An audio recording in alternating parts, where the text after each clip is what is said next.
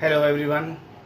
आज हम लोग जिस टॉपिक पे वीडियो बनाने जा रहे हैं वो है टॉपिक आपका यूरिन फॉर्मेशन। बहुत दिन से बहुत सारे स्टूडेंट्स का मैसेज मेरे पास आ रहा था कि sir please upload the next video, लेकिन हम थोड़े से स्कूल के टाइम के वजह से और half yearly examination paper set करने की वजह से है ना वीडियो अपलोड नहीं कर पा रहे थे। लेकिन फाइनली आज मैंने डिसाइड कर ही लिया कि चलो भाई आज वीडियो बनाते ही हैं।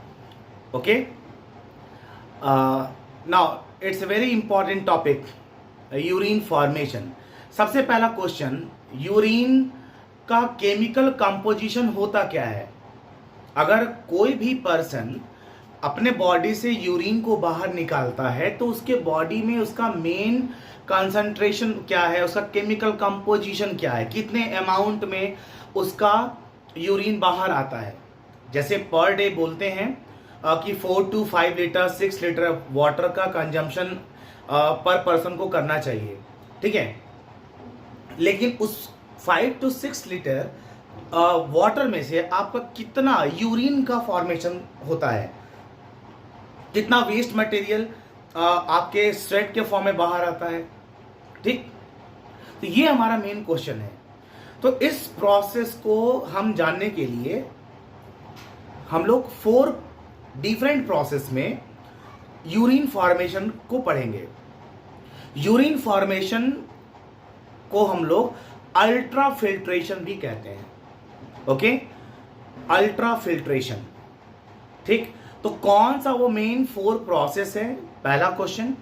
दूसरा कि यूरिन का केमिकल कंपोजिशन क्या है, उसमें क्या क्या चीजें डिसॉल्व होती हैं। ओके, इसके पहले वाले वीडियो लेक्चर में अगर आपने इसको ध्यान से देखा होगा तो मैंने आपको इंटरनल स्ट्रक्चर ऑफ किडनी पहले बताया था। तो इंटरनल स्ट्रक्चर ऑफ किडनी में जो आउटर लेयर होते हैं, ठीक है, उसको हम लोग कैप्सूल्स कहते हैं। After the capsules another reason is present inside the kidney structure, that is known as medulla. So outer layer is known as capsule, which is mostly dotted in appearance. Why? Because the most of the nephron parts are embedded in this region. That's why it is looks like a dotted appearance. Clear? उसके बाद क्या होगा, हमारा ऐसे Bowman's capsule है।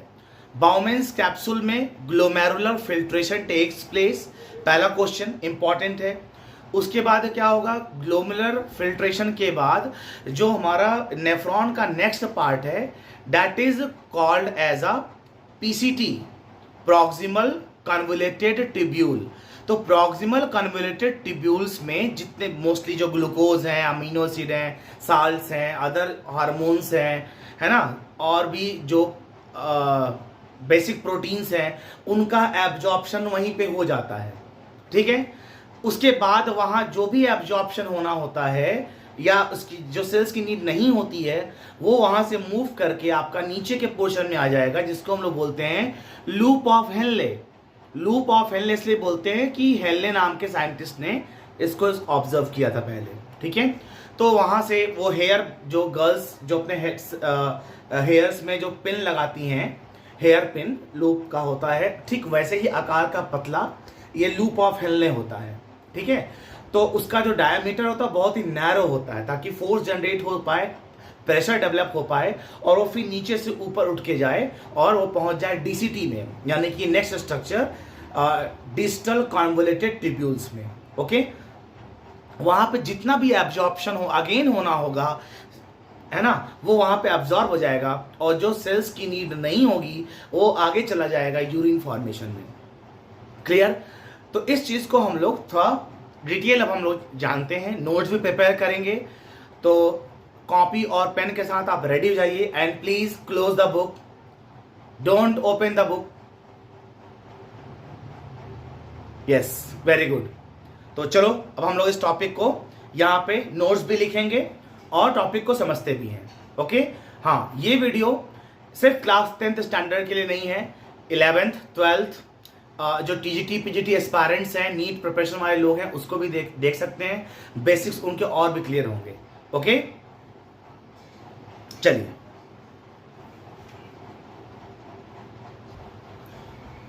mechanism of urine formation. Okay, so kidney convert the blood plasma to urine by 4 basic process. First is known as glomerular filtration. First process is known as glomerular filtration. Okay,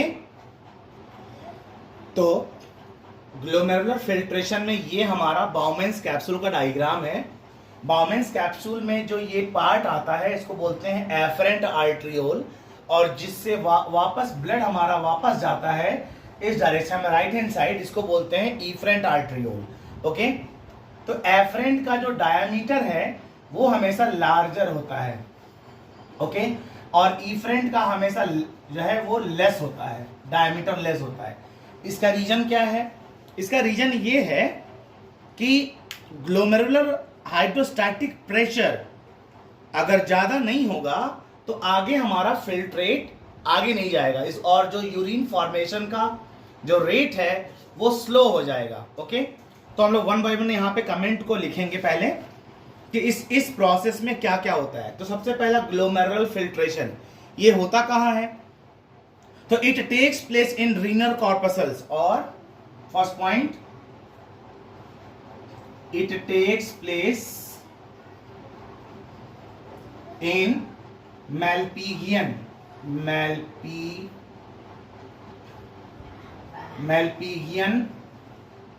it takes place in Malpighian corpuscles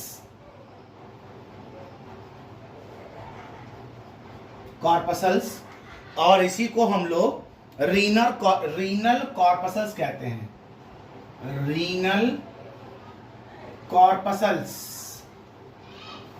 okay, first question यहां पे हो गया। Second, filtration takes place through 3 barrier. Okay, filtration takes place in 3 barriers. ठीक है, 3 barriers. अब वो 3 barriers क्या क्या हैं? तो fenestrated endothelium number 1, fenestrated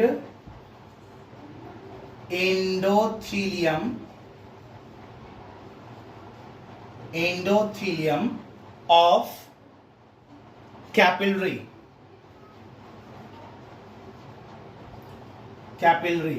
number 2 basement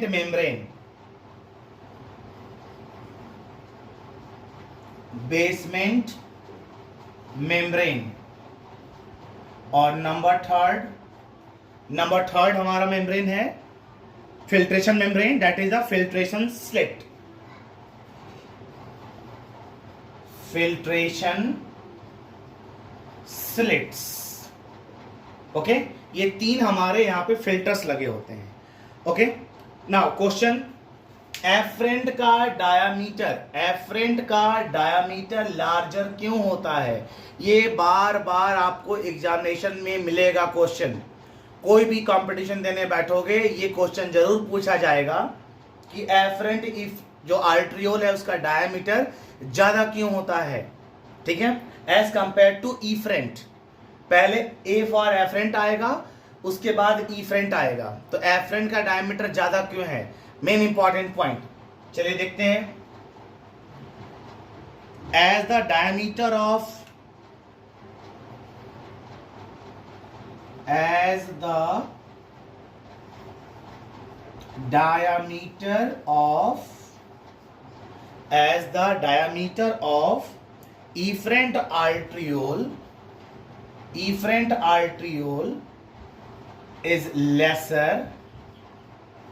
efferent arteriole is lesser, than afferent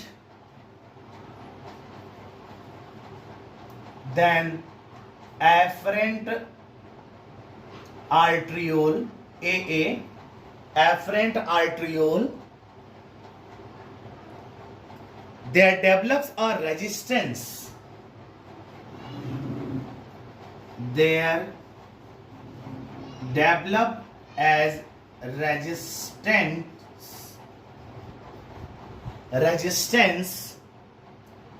of blood flow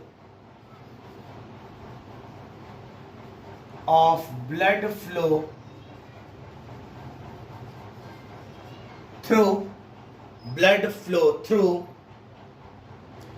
glomeruli.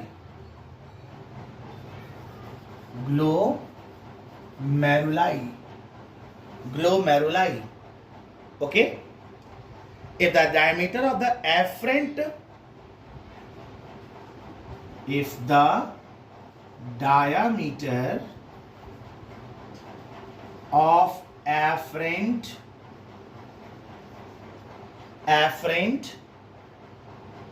renal arteriole is decreased,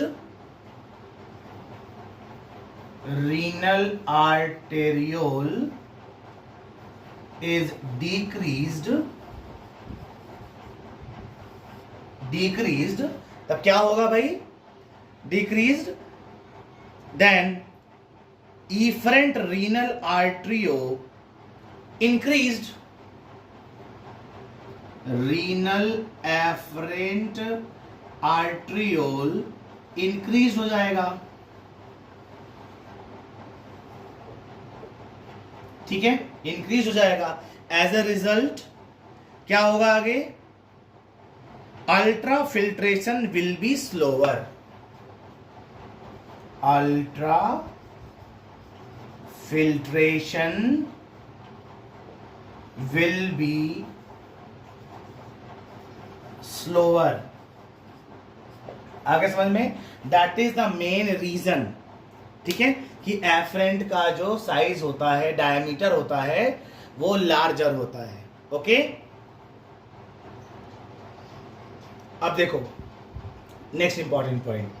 अब यहां पे एक टर्म आएगा जीएचपी. जीएचपी क्या है भाई? Glomerular hydrostatic pressure. Glomerular hydrostatic pressure ये कितना होता है? तो 60 mmHg जो पारे का जो प्रेशर होगा वो उतना होता है. ये भी एग्जाम में क्वेश्चन पूछते हैं, ऑब्जेक्टिव है ये. फिर यहां पे एक टर्म आता है ना, बीसीओपी, बैकअप. इसका क्या फुल फॉर्म है? इसको बोलते हैं blood colloidal osmotic pressure. Blood colloidal osmotic pressure. Note करो कॉपी में. इसका जो वैल्यू होता है वो 32 mmHg होता है. क्लियर? थर्ड है CHP, that means capsular hydrostatic pressure. Capsular hydrostatic pressure इसका होता है कितना प्रेशर? 18 mmHg. Okay, 18 mmHg. तो हमारा नेट जो फिल्ट्रेशन रेट होगा NFP वो कितना होगा? ये भी एग्जामिनेशन में पूछा जाएगा आपसे. तो इसके लिए फॉर्मूला है, देखिए. ठीक है, देखो यहां पे ध्यान से. NFP equal to GHP minus backup plus CHP. इसका मतलब हो गया, अगर आप इसकी वैल्यू को यहां पे रखोगे तो आंसर फाइनल निकल के आएगा 10 mmHg. ओके, 10 mmHg इसका आंसर निकल के आएगा. अब देखो यहां पे कुछ फैक्ट्स है. फैक्ट्स क्या है कि about 125 ml glomerular filtrate is formed पर minute. Okay, by the two kidneys combined. Okay, by the two kidneys combined, but only 1 ml goes in the urine formation. 1 ml goes in the urine formation. Okay, that means approximately 1% से भी कम होगा, that is a 0.8%. clear? Glomerular filtrate is formed in a per day कितना होता है? तो 180 litre. अब 180 litre का मतलब हो गया कि हमारा जो बाउमेंस कैप्सूल का स्ट्रक्चर है इसमें हमारा एफरेंट के थ्रू 180 लीटर पर डे हमारा फिल्ट्रेट आएगा. लेकिन यूरिन फॉर्मेशन में कितना जाएगा? ठीक है, सो ओनली 1 से लेके 2%, that is more than enough. ठीक है, अब देखो, मान लो पूछा जाए, सपोज करो, देखिए हम जो भी कुछ खाते हैं पीते हैं, चाहे हम प्रोटीन खाएं, कार्बोहाइड्रेट खाएं, लिपिड खाएं, रफेस खाएं, सैलेड खाएं, कुछ भी खाते हैं, अगर दवा भी खा लेते हैं, मेडिसिन एंटीबायोटिक खा लेते हैं, कोल्ड ड्रिंक पी लेते हैं, कुछ भी अगर हम खाते हैं, वो हमारे बॉडी में जा करके आपके इंटेस्टाइन में एब्जॉर्ब होता है और वहाँ से वो ब्लड कैपिलरीज के अंदर से वो ब्लड में चला जाता है। अगेन अगेन एंड अगेन क्या होता है कि ब्लड, हमारा जो सेल्स है वो वहाँ पे किडनी के थ्रू फिल्टर होता रहता है। तो जो भी कुछ हम खाते पीते हैं वो तुरंत, मतलब जल्दी जल्दी वो फिल्टर होता है। तो यहाँ पूछा था रेट कितना है, तो पूछा जाता है कि ब्लड में अगर 1300-1400 ml ब्लड अगर ट्रांसपोर्ट हो रहा है, दैट मीन्स 700 ml प्लाज्मा। अब यहाँ पे वर्ड आ गया प्लाज्मा। तो ब्लड में दो मेन कंपोनेंट होते हैं, पहला हमारा होता है ब्लड प्लाज्मा और दूसरा होता है ब्लड कॉर्पसल्स। तो प्लाज्मा की हम बात कर रहे हैं यहाँ पे, तो अप्रोक्सीमेटली 700 ml हमारा जो प्लाज्मा है वो पास होता है थ्रू कितना, किडनी के, पर मिनट। आप समझिए, मतलब आधे लीटर से भी ज्यादा का ब्लड हमारे किडनी में पर मिनट पास होता है। ओके, लेकिन उसमें से यूरिन फॉर्मेशन कितना है? अब इतना यूरिन थोड़ी ना बनेगा, तो अगर इतना यूरिन बनने लगे तो बॉडी की अदर मेटाबॉलिक एक्टिविटी के लिए वाटर ही नहीं बचेगा फिर, तो है ना। तो इससे हमेशा कम अमाउंट में ही यूरिन का फॉर्मेशन होगा। तो अब क्वेश्चन होता है कि सर कितना बनता है भाई? तो देखिए, नोट करो इसे।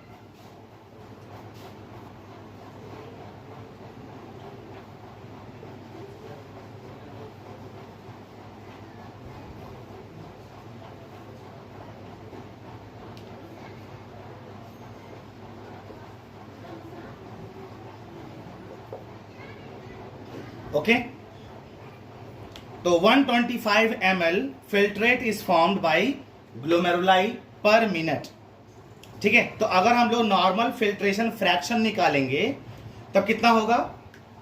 सो नॉर्मल फिल्ट्रेशन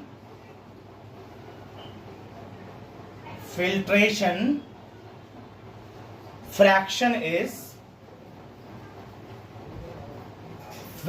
इज कितना हो जाएगा? तो यहां पे फॉर्मूला है GFR, glomerular filtrate rate, upon यहां पे हम लोग लिख लेंगे RPF। Okay, RPF is equal to, अभी कितना हो जाएगा इसकी वैल्यू? 125 से हमारा था कितना, 700। अगर हम डिवाइड कर दें तो कितना आएगा? डिवाइड करो जल्दी से, 0.17 आना चाहिए। ओके, देख लो इतनी वैल्यू आएगी।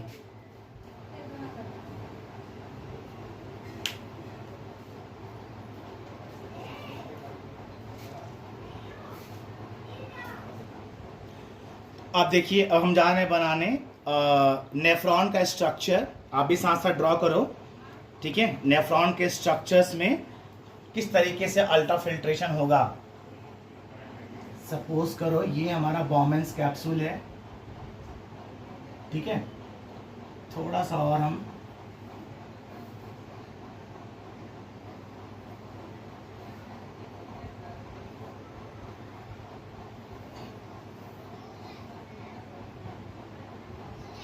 ये हमारा एफरेंट है,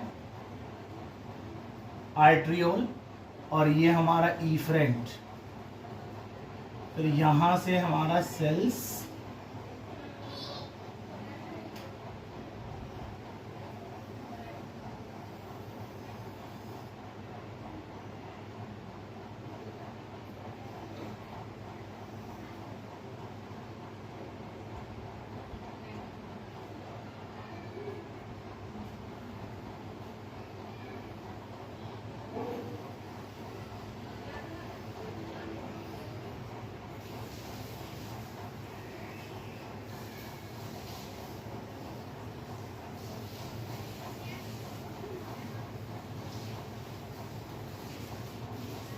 कुछ इस तरह का हमारा स्ट्रक्चर होता है, ठीक है। तो अब हमारा ये जो पोर्शन है ये हमारा बाउमेंस कैप्सूल है। बाउमेंस कैप्सूल, यहाँ से नेट फिल्ट्रेट रेट आपका निकलेगा, उसके बाद जो ब्लड वापस जाएगा इफ्रेंट के थ्रू। फिर ये जो हमारा रीजन है इसको हम लोग पीसीटी कहते हैं, ओके। पीसीटी के बाद से यहाँ पे असेंडिंग और डिसेंडिंग लूप होते हैं, यहाँ पे छोटे छोटे, यहाँ पे एक्चुअली माइक्रोविलाई प्रेजेंट होते हैं। माइक्रोविलाई के वजह से यहाँ पे रीएब्जॉर्प्शन होता है। तो यहाँ अब यहाँ के आने के बाद से आप देखो यहाँ पर जो डायमीटर वो और पतला हो गया, नैरो हो गया। इसको बोलते हैं क्या, loop of Henley, okay, loop of Henley बोलेंगे इसको। फिर ये अगेन वापस जाएगा, फिर यहाँ पे इसका डायमीटर देखो बड़ा हो गया और ये चला जाएगा किसमें, डीसीटी में, डीसीटी में, डिस्टल कन्वर्टेड ट्यूब्यूल। उसके बाद यहाँ जितना भी यूरिन का फॉर्मेशन होगा आ जाएगा किसमें, कलेक्टिंग ट्यूब्यूल्स में। सीटी मीन्स कलेक्टिंग ट्यूब्यूल्स, ओके। अब यहाँ पे क्या होगा, हमको नंबरिंग करना है अगर, तो एफरेंट हमारा हो गया नंबर 1। एफरेंट के बाद से हमारा जो इसमें फिल्टर हो रहा है ब्लड, ठीक है, ये हमारा हो गया नंबर 2, यानी कि ग्लोमेरुलर फिल्ट्रेट, जहाँ पे फिल्ट्रेशन होगा, ओके। थर्ड नंबर होगा किसका, यहाँ पर आउटर मेडुला में वाटर निकलेगा, मतलब इस रीजन से, ठीक है, इसको बोलेंगे नंबर 3। फिर लूप ऑफ हेनले में आएगा वाटर, ओके, और फिर यहीं से वापस जाएगा इधर, तो यहां से वाटर निकलेगा, तो बोलेंगे नंबर 4। जितना भी एब्जॉर्प्शन होगा यहाँ पे हो जाएगा। उसके बाद डिस्टल कन्वर्टेड ट्यूब्यूल्स में हमारा डीसीटी में रीएब्जॉर्प्शन होगा, तो डीसीटी में हम लोग एरो ऐसे लगाएंगे, डीसीटी हो गया नंबर 5, और फाइनली कलेक्टिंग डक्ट हमारा हो गया नंबर 6। तो इस तरीके से हम इसको नंबरिंग करते हैं, ठीक है। और फाइनली अब जब नंबर कलेक्टिंग ट्यूब्यूल में जो चीजें छन करके आएंगी हम उसी को बोल देंगे क्या, यूरिन फॉर्मेशन। क्या बोलेंगे, यूरिन फॉर्मेशन, ठीक है, urine formation, okay, urine formation. चलो अब अगेन इसको लिखते हैं कैसे। अब देखो इसमें कुछ इंपॉर्टेंट पॉइंट्स हैं जिसको जानना बहुत जरूरी है, ठीक है। तो थोड़ा सा हम इसको यहाँ पे साफ कर रहे हैं ताकि आपको हम कुछ पॉइंट्स दिखा सकें, ठीक है। आपको भी पता है कि बाउमेंस कैप्सूल में जितना फिल्ट्रेशन होना था वो हमारा हो गया, नेट फिल्ट। अभी आपने जितना भी नोट्स लिखा है वो सब आपका बाउमेंस कैप्सूल में ही हो रहा था। अब बाउमेंस कैप्सूल के बाद हमारा जो ब्लड है वो आ जाएगा, जो फिल्टर है, नॉट ब्लड, जो फिल्टर है अब वो आ जाएगा पीसीटी में, प्रॉक्सिमल कन्वोल्यूटेड ट्यूब्यूल्स में। अब यहाँ पे छोटे छोटे माइक्रोविलाई होते हैं। तो माइक्रोविलाई का काम ही क्या है कि सरफेस टेंशन, सरफेस एरिया को ये इंक्रीज कराता है और रीअब्जॉर्प्शन में पार्टिसिपेट करता है, ओके। तो जो माइक्रोविलाई हैं उसके वजह से यहाँ पे एब्जॉर्प्शन ज्यादा होगा। तो जितने भी ग्लूकोज मॉलिक्यूल्स होते हैं, मोस्टली जो ग्लूकोज मॉलिक्यूल्स हैं, है ना, और विटामिन सी हैं, वो कोशिश करते हैं कि यहीं पे एब्जॉर्ब हो जाएं। यही रीजन भी है कि यही रीजन भी है कि यूरिन में ग्लूकोज नहीं निकलता, क्योंकि सारे ग्लूकोज यहीं पे एब्जॉर्ब हो जाते हैं, ठीक है। याद रखना, यूरिन के केमिकल कंपोजिशन में आप देखोगे तो ग्लूकोज नहीं मिलता है इन नॉर्मल कंडीशन। जब कोई डिजीज हो जाएगा तभी ऐसा मिलेगा, अदरवाइज नहीं मिलेगा, ठीक है। यस, चलिए नेक्स्ट पॉइंट लिखते हैं, प्रॉक्सिमल कन्वर्टेड ट्यूब्यूल्स के बारे में, PCT, okay. PCT, proximal convoluted tubule, okay. So they are provided with a microvilli. First point, it provided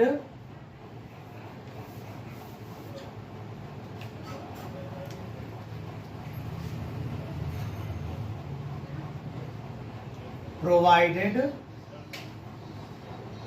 microvilli, इससे क्या होगा, ब्रश बॉर्डर सेल्स प्रेजेंट हो जाएंगे जिसकी वजह से एब्जॉर्प्शन बढ़ जाएगा। Okay, complete reabsorption by active transport, second point, complete reabsorption, complete reabsorption by active transport, by active transport, by active transport.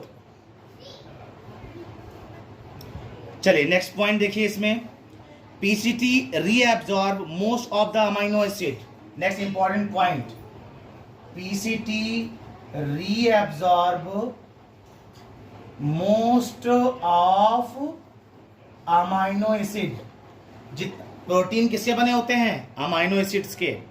Okay, जो जितने भी मोस्टली अमाइनो एसिड और विटामिन सी होते हैं, साथ में विटामिन सी, ये दोनों के दोनों यहीं पे एब्जॉर्ब हो जाएंगे। ठीक है, साथ ही साथ 70% सोडियम आयन का एब्जॉर्प्शन नहीं होता है।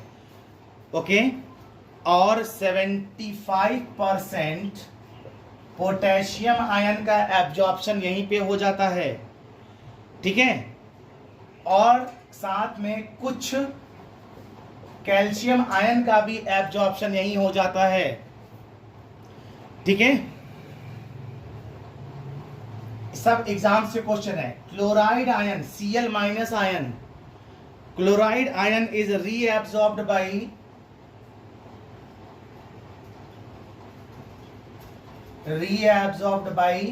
chloride ion reabsorbed by diffusion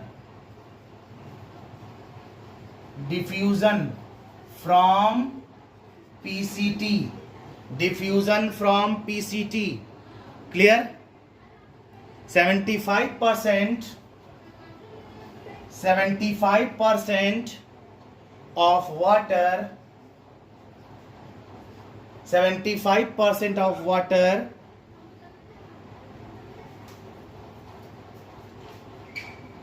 तो 75% of water from filtrate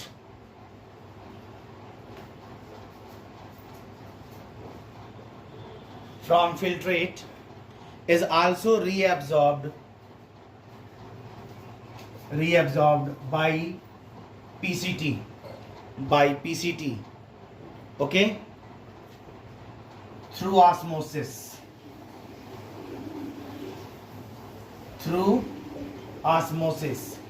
ठीक है। ऑस्मोसिस क्यों होगा? क्योंकि 75% वाटर अगर है कहीं पे तो साल्ट भी तो है, सोडियम है, पोटेशियम है, तो एक तरफ हाइपरटोनिक सोल्यूशन हो जाएगा और एक तरफ हाइपोटोनिक सोल्यूशन हो जाएगा, है ना, जिसकी वजह से ऑस्मोसिस हो जाएगा with the help of semi permeable membrane.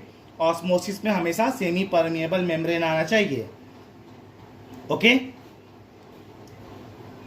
अच्छा, क्या एब्जॉर्ब नहीं होता यहाँ पे?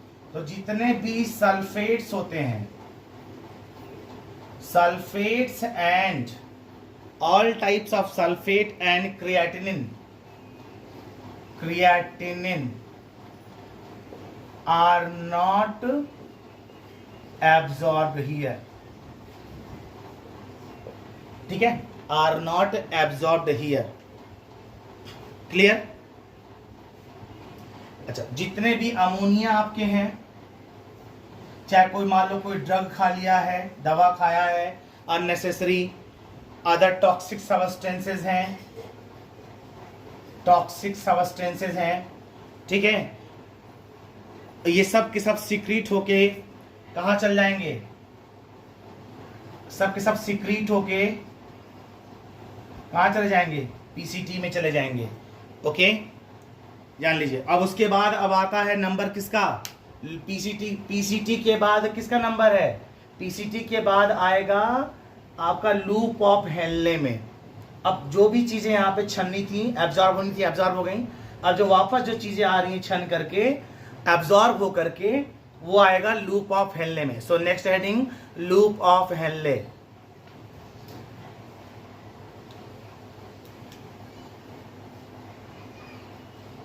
Loop of Henley,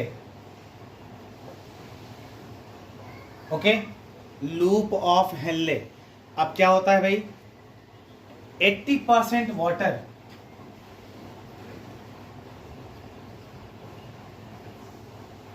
PCT plus loop of Henley, okay, में रीएब्जॉर्ब हो जाता है। 80% वाटर मॉलिक्यूल पीसीटी में और लूप ऑफ हेनले में एब्जॉर्ब हो जाता है, इसीलिए इसको हम लोग ऑब्लिगेटरी वाटर रीएब्जॉर्प्शन कहते हैं। ऑब्लिगेटरी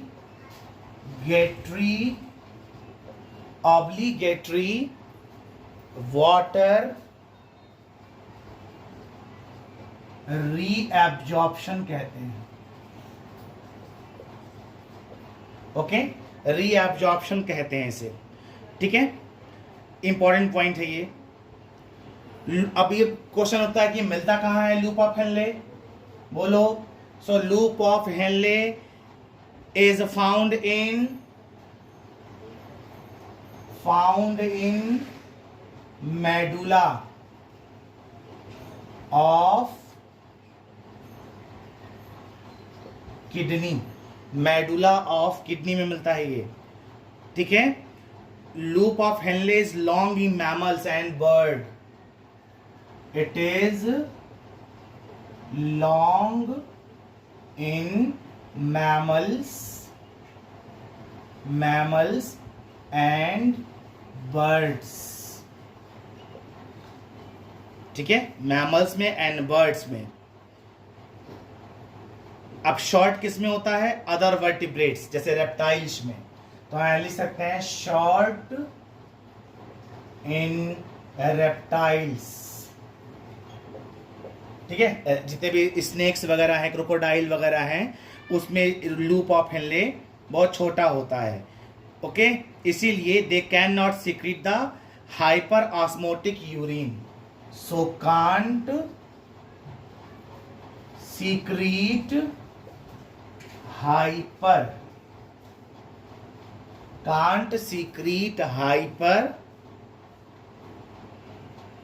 ऑस्मोटिक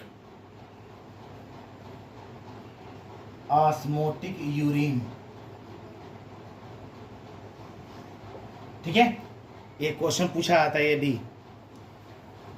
अब मान लो पूछा जाएगा, अब लूप ऑफ हेनले के ऊपर ही डिसेंडिंग लिम्ब होते हैं, इसका क्या काम है, तो डिसेंडिंग लिम्ब जो होता है, डिसेंडिंग लूप लिम्ब में, in the descending limb is not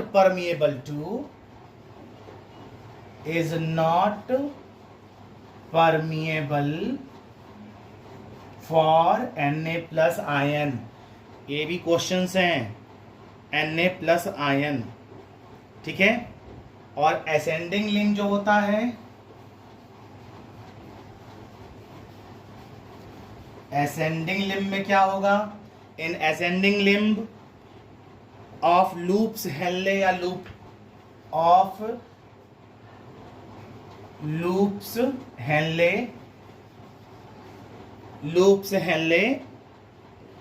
actively reabsorb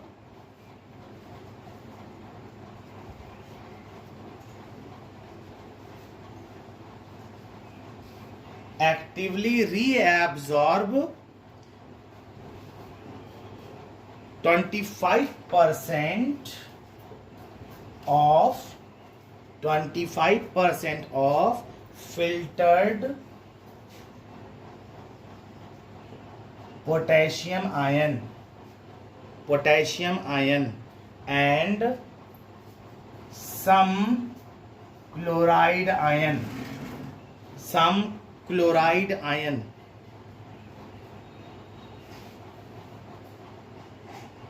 Okay, now next important question. Point is, no water is reabsorbed. No water is reabsorbed with solutes. याद रखना, with solutes, because because ascending limb is impermeable. Ascending limb impermeable for water. Impermeable for water. Okay चलो इसके बाद भी अब यहाँ पे जितने भी हमारे पीसीटी के बाद लूप ऑफ फैलने के बाद जो भी चीजें यहाँ पे देखो, इसलिए वर्ड है ना, अब यहाँ जो भी चीजें फिल्टर होके जाएंगी अब वो कहाँ जाएंगी, डीसीटी में। तो अब नेक्स्ट आएगा डीसीटी, उसके बाद क्या आएगा, कलेक्टिंग ट्यूब्यूल सीटी, तब जाके हमारा ये टॉपिक कंप्लीट हो जाएगा। Okay now next heading DCT.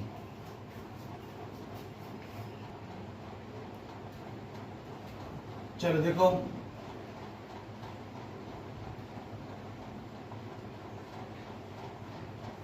DCT, ठीक है, डीसीटी। अब इसमें क्या होगा, फुल फॉर्म क्या है इसका, distal convoluted tubule. Okay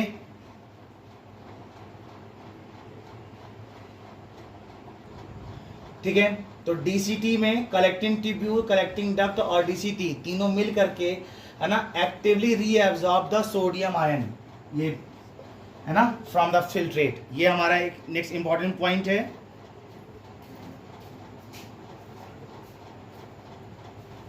about 90%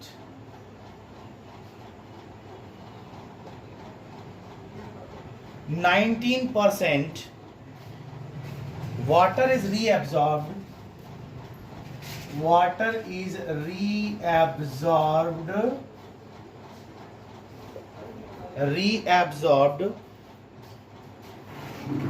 by the action of ADH hormone, by ADH hormone. इसको बोलते हैं anti diuretic hormone, anti diuretic hormone, और दूसरा नाम है वैसोप्रेसिन, वैसोप्रेसिन, ठीक है, एंटी डायूरेटिक हार्मोन या फिर वैसोप्रेसिन। एक्चुअली ये एक इमरजेंसी हार्मोन की तरह से काम करता है।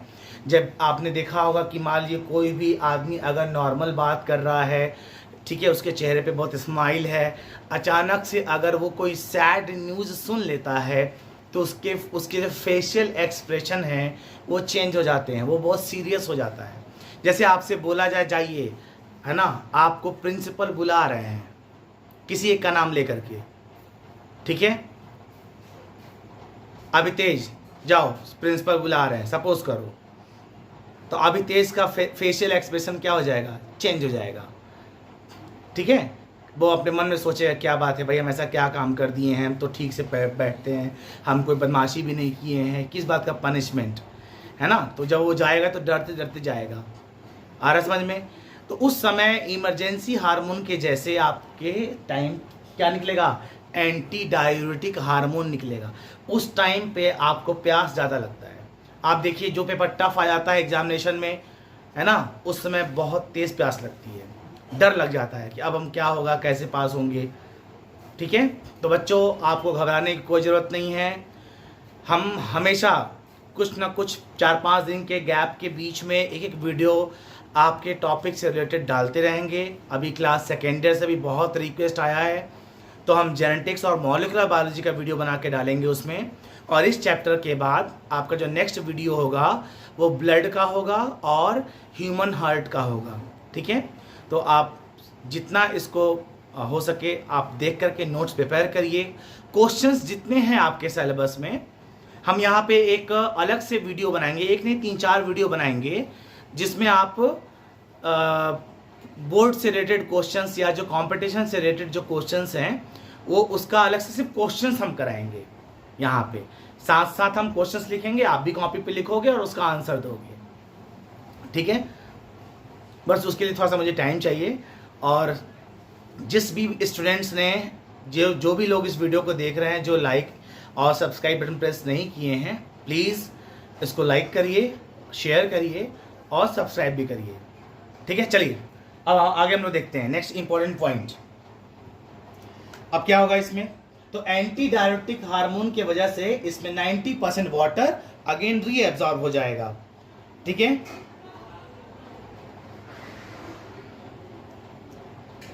चलिए अब क्या होगा, सपोज करो अगर एडीएच हार्मोन नहीं निकल रहा है, एडीएच हार्मोन्स का अगर सब का कंसंट्रेशन बहुत कम है, यानी कि इसका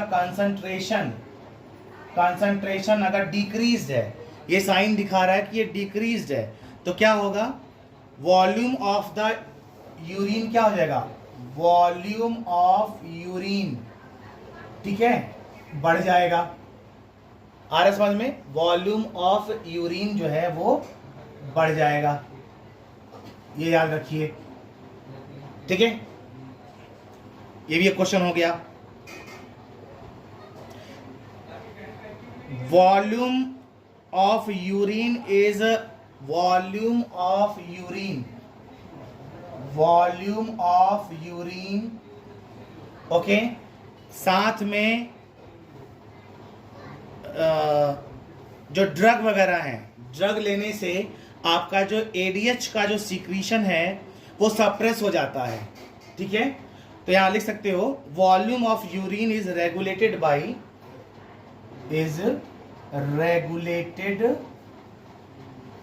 बाई एडीएच, और साथ में एक और हार्मोन्स निकलता है जिसको बोलते हैं हम लोग क्या,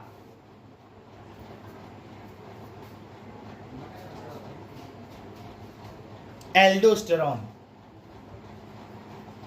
एल्डोस्टेरॉन। ठीक है, ये भी किडनी से निकलता है, किडनी के ऊपर एड्रिनल ग्लैंड से निकलता है, किडनी के ऊपर जो हमारा एंडोक्राइन ग्लैंड है वहां से निकलता है, ये दोनों के दोनों हार्मोन। ठीक है, इसको बोलेंगे। अब मान लो अगर यूरिन में प्रॉब्लम आ रहा है, प्रॉब्लम ऑफ इंक्रीज्ड यूरिनेशन अगर हो रहा है, इस प्रोसेस को हम लोग कहते हैं डायूरेसिस, डायूरेसिस कहा जाता है। Okay, diuresis, clear. चलो अब है इसका नेक्स्ट। अब मान लीजिए आपसे क्वेश्चन पूछा जाए, इतना आपने पढ़ लिया है ना, अब यहां पे बोर्ड में क्वेश्चन पूछा जाता है कि यूरिया का सबसे अधिक कंसंट्रेशन कहां होता है, तो आप लिखेंगे, it's a important point, highest concentration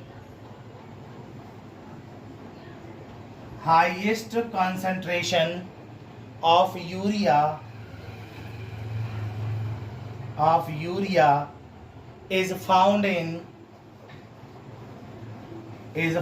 in hepatic vein। क्या होगा आंसर, hepatic vein।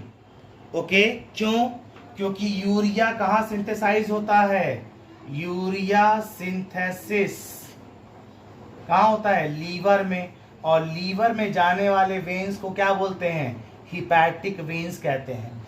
इसलिए सबसे अधिक यूरिया का कंसंट्रेशन हाईएस्ट कहां होगा, होगा हिपैटिक वेन। अब पूछा जाए आपसे लीस्ट कंसंट्रेशन कहां होगा, नेक्स्ट क्वेश्चन, लीस्ट कंसंट्रेशन कहां पर होगा, लीस्ट कंसंट्रेशन कहां होगा, नेक्स्ट है इसका answer renal vein. Okay, renal vein में इसका लोवेस्ट कंसंट्रेशन होगा।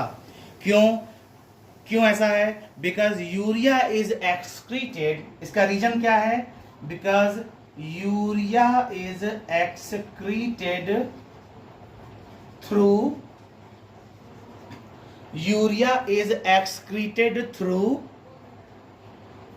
urine formed in kidney, through urine in kidney। okay,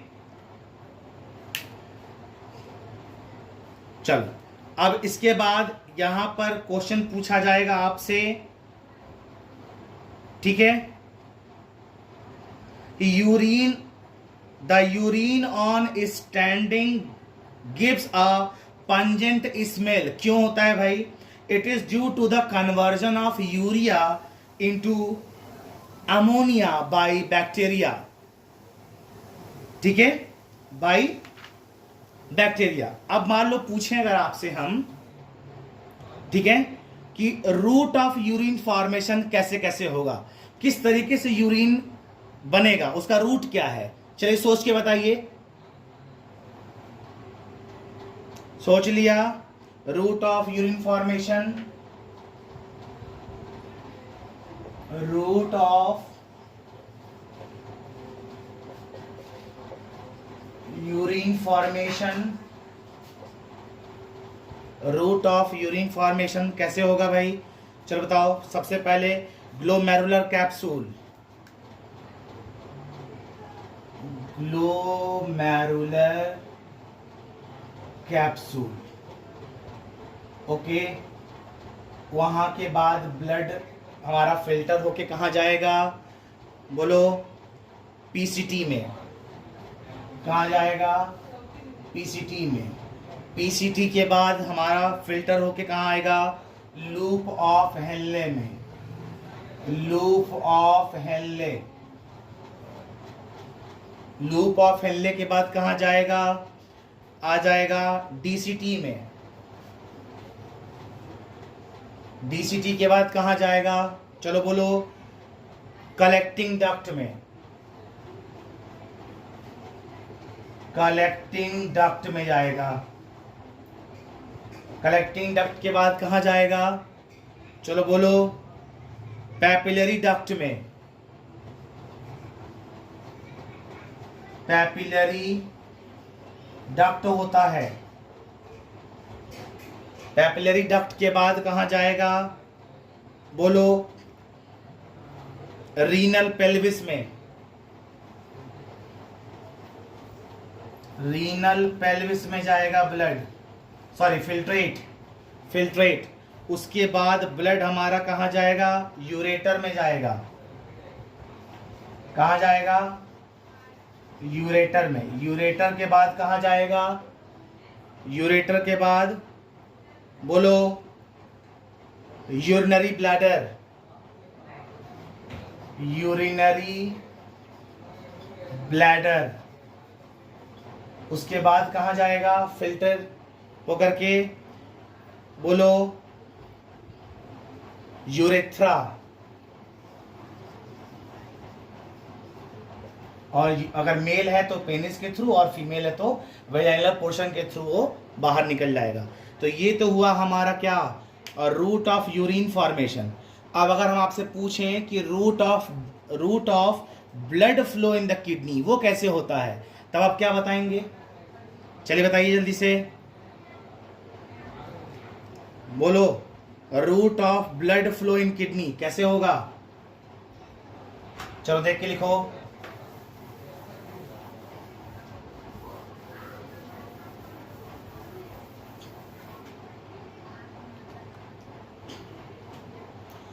root of blood flow in kidney, चलिए देखिए, route of blood flow in kidney, सबसे पहले renal artery. Renal artery, renal artery के बाद, renal artery के बाद कहाँ जाएगा? Interlobular artery. इंटरलोबुलर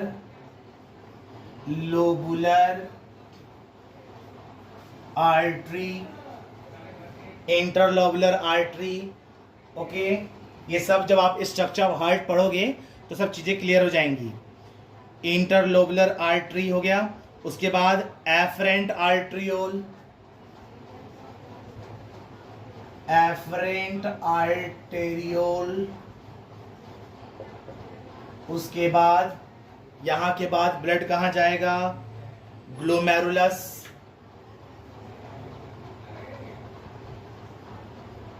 उसके बाद कहाँ जाएगा ब्लड? ग्लोमेरुलस से इफरेंट। इफरेंट आर्ट्रियोल, उसके बाद कहाँ जाएगा ब्लड, इफरेंट से ब्लड जाएगा पेरीट्यूबुलर कैपिलरीज,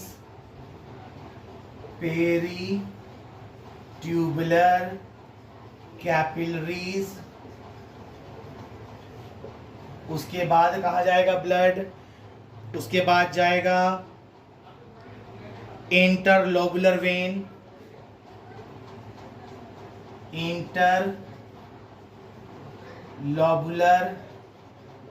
में जाएगा। उसके बाद ब्लड जाएगा कहाँ पर, arcuate when, ARCUATE, arcuate when, यहाँ से ब्लड निकल के आएगा कहाँ पर, इंटरलोबुलर वेन में। अगेन इंटरलोबुलर वेन में चला जाएगा वापस, फिर वहां से ब्लड निकलेगा और जाएगा कहाँ, रीनल वेन में,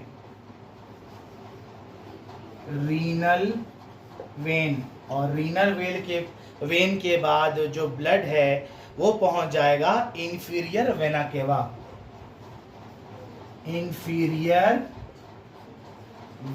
केवा, और फिर वहां से पहुंच जाएगा हार्ट में। ठीक है, इंफीरियर वेना केवा। तो ये हमारा मेन पाथवे है। ओके, चलो अब बाकी चीजें नेक्स्ट लेक्चर में।